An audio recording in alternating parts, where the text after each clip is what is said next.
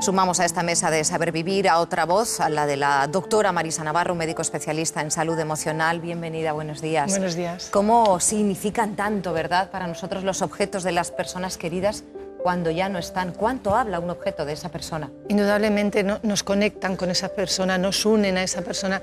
Es muy curioso que muchas veces cuando falta un ser querido se tiende a quitar todas fotografías, a quitar cosas, como a olvidarlo, ¿no? Como no quiero porque me duele mucho, ¿no? Y es justo lo contrario, es normalizar eso, es tener sus fotos, es tener sus objetos, es decir, bueno, eso nos conecta con ese ser amado, ¿no? Con ese ser querido que ya no está con nosotros y bueno, nos hace mucho bien. Pero claro, depende de la persona, siempre hay que respetar lo que quiera hacer esa persona o lo que crea que necesita hacer. Hablando de ese respeto y de esos tiempos, ¿no?, que tiene cada uno, han pasado ya unas horas del entierro, del funeral, ahora hay que conectar y convivir con lo inabarcable. Dependiendo de los miembros de la familia, cada uno tiene una realidad muy diferente, ¿no? Cada uno va a construir su duelo de una manera. No sé si hay alguno que lo tiene más complicado que otro, bueno, si la edad condiciona, el sentimiento, no sé si la culpa puede pesar más sobre uno que sobre otro. Lo que más condiciona es la propia persona, o sea, hay tantos duelos como personas, es decir, cada uno tiene su propio duelo y hay que respetar cómo se quiere hacer, indudablemente. Es decir, sentimiento de culpa hay en todos, porque siempre que ocurre algo así es ¿por qué no hice esto? ¿Por qué si hubiera hecho lo otro? Siempre nos hacemos ese tipo de preguntas, y eso, bueno, hay que perdonarse a sí mismo, aunque no tiene sentido esa culpa, pero aparece y uno tiene que perdonársela a sí mismo, pero realmente, ya te digo, no hay tiempos y cada persona elabora su propio duelo como puede, ¿no? Y lo que podemos hacer los que estamos cerca es acompañarles y respetarles en esa línea de duelo que ellos quieren llevar. Antes se estructuraba mucho, pues van a pasar primero esta fase, luego otra, la negación, la ira. Mi experiencia no es esa, mi experiencia es que hay personas que se deprimen, hay otras que no, hay otras que intentan ver la parte, entre comillas, positiva de la vida que han compartido con esas personas y lo llevan muchísimo mejor, depende mucho. Y otras que no lo superan nunca. El terrible suceso ha sido portada de los periódicos nacionales y ha trascendido también a cabeceras internacionales. Almería entera se ha volcado con el dolor de la familia de Gabriel. También las instituciones, un día después del funeral, vamos a saludar a Alfonso Ibáñez, es vicedecano del Colegio Oficial de Psicólogos de Andalucía Oriental. Buenos días, hablábamos ayer con usted, antes de ayer. ¿Cómo están los ánimos en la ciudad un día después del funeral? Pues es lógico que haya unos sentimientos de tristeza, unos sentimientos de pérdida. Ha sido una persona Gabriel, respecto a la que se ha tenido siempre la esperanza de que finalmente pudiésemos todos volverlo a ver, correr, sonreír con esa sonrisa que tenía. Y ahora la pérdida, esa asunción de la pérdida ya definitiva, pues es algo que nos entristece a todos y que se nota en las personas, se nota en la calle. Es una pena, para unas personas más profundas, para otras menos, pero en la ciudad psicológicamente yo diría que se nota el caso del pobre niño Gabriel. Nos preguntamos si la familia tiene en estos momentos apoyo psicológico. Lo tiene que tener. Vamos a ver, hasta ahora hemos de entender que la intervención psicológica tiene varias etapas. Hay una etapa en la que hay que atender a las circunstancias, a la situación, es decir, hay una desaparición y entonces pues aparecen una serie de mecanismos, de sentimientos, y la parte primera de la intervención de los profesionales se preocupa de canalizar, de aceptar los sentimientos, de reconocerlos y de vivenciarlos a través de una serie de técnicas muy precisas y muy concretas.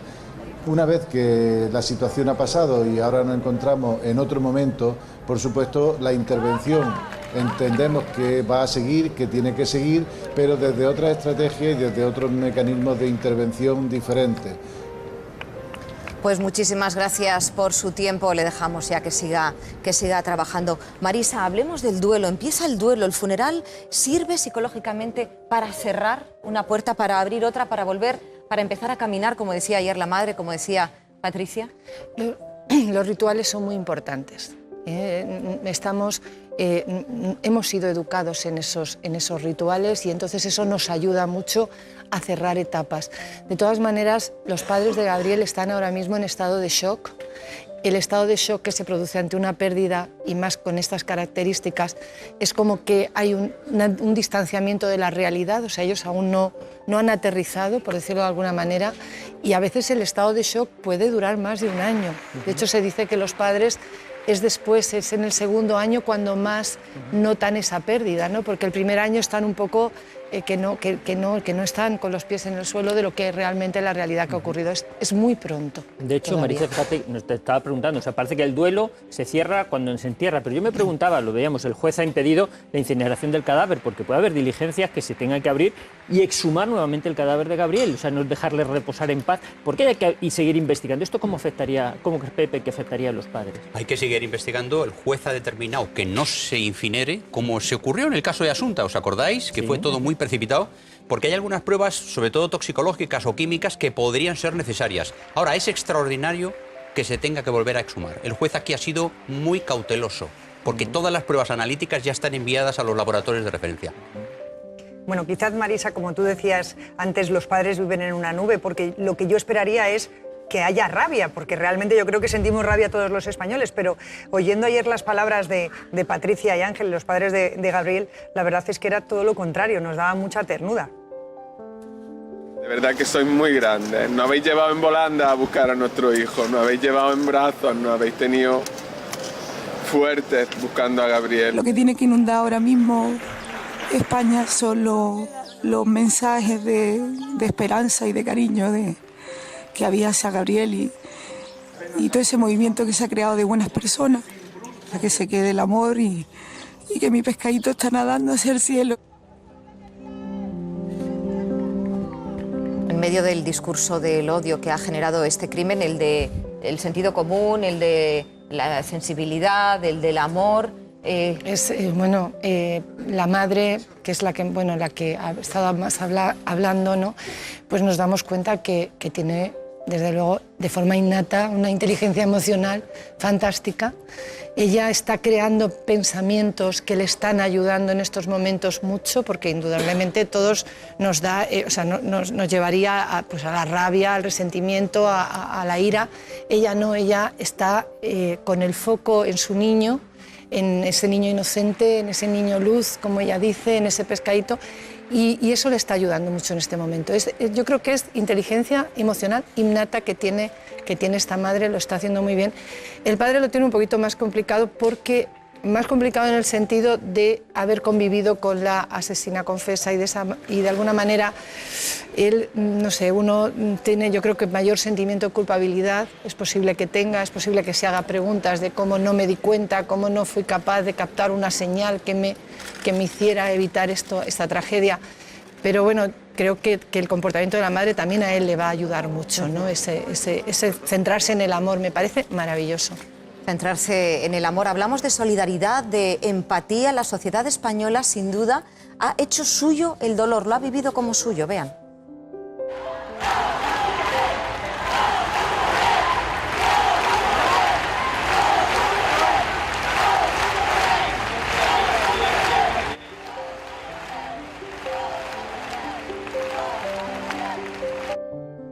De todos a la familia.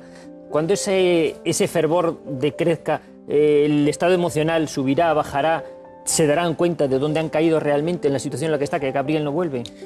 La vida no es un cuento. Los cuentos nos ayudan a sobrevivir, sobre todo en nuestra infancia, pero cuando nos hacemos mayores, la realidad se impone. Esto ha sido una catarsis social.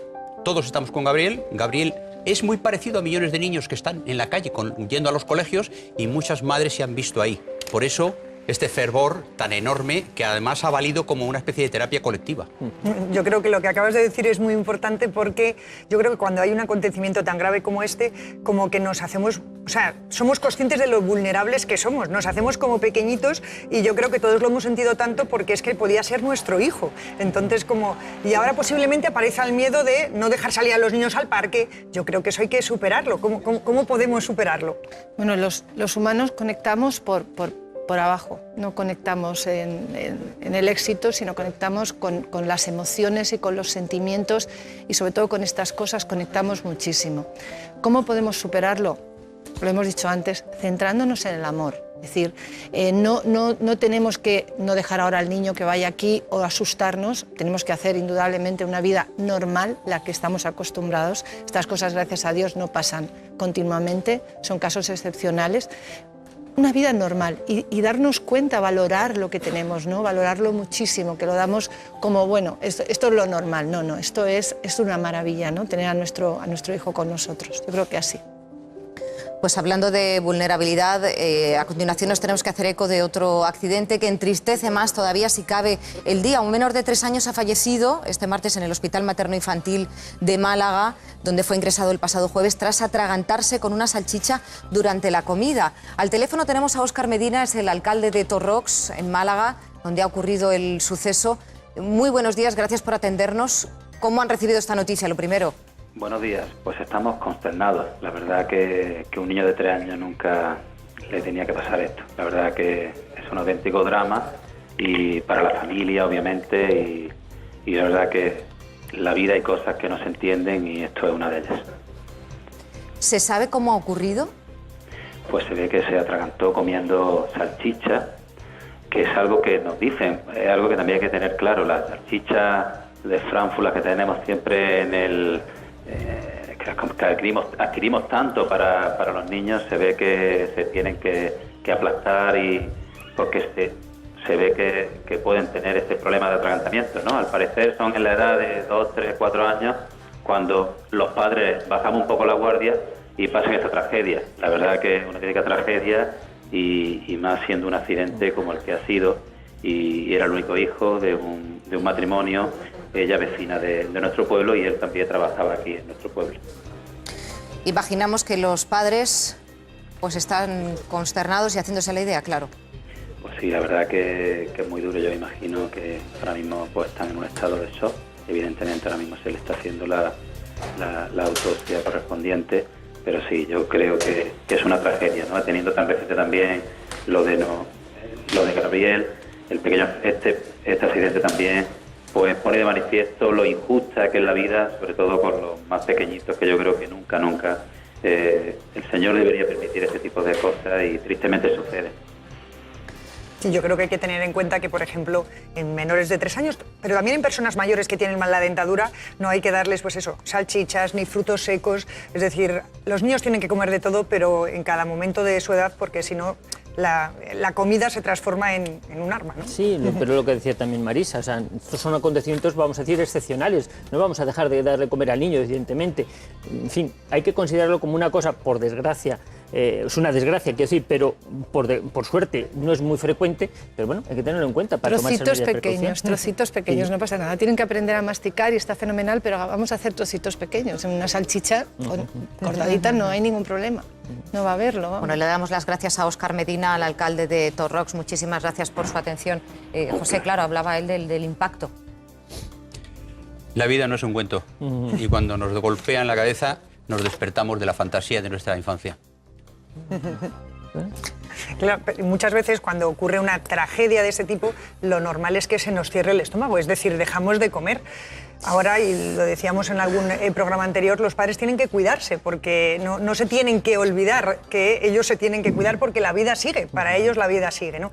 Y muchas veces cuando ese estómago se cierra tenemos que ser conscientes que nos tenemos que alimentar y la mejor forma sería, tenemos aquí un maravilloso frutero con frutas, verduras, porque son poco calóricas, se van a comer fácilmente, pero sobre todo nos aportan muchas vitaminas y minerales que es en ese momento lo que nuestro cuerpo necesita para reponerse. Cuanto mejor nutridos estemos, pues nos vamos a recuperar mucho mejor. Y una bebida caliente también que reconforte, ¿no? Todo lo y que una sea bebida caliente, sí, ayudar al exactamente. cuerpo. Doctora Marisa Navarro, doctor José Cabrera, muchísimas gracias por acompañarnos. Nosotros nos despedimos tomando la mano Pues sí, porque es otra manera de entrar en calor. Yo a mis pacientes les suelo despedir así, dándole la mano, pero también es terapéutico. Esto de dar la mano y sentir el calor de otro en los momentos difíciles. Y de es muy reconfortar a alguien, de decirle que estás ahí, barato, que le acompañas y que le sujetas. No hay sobredosis, esto se puede hacer con frecuencia.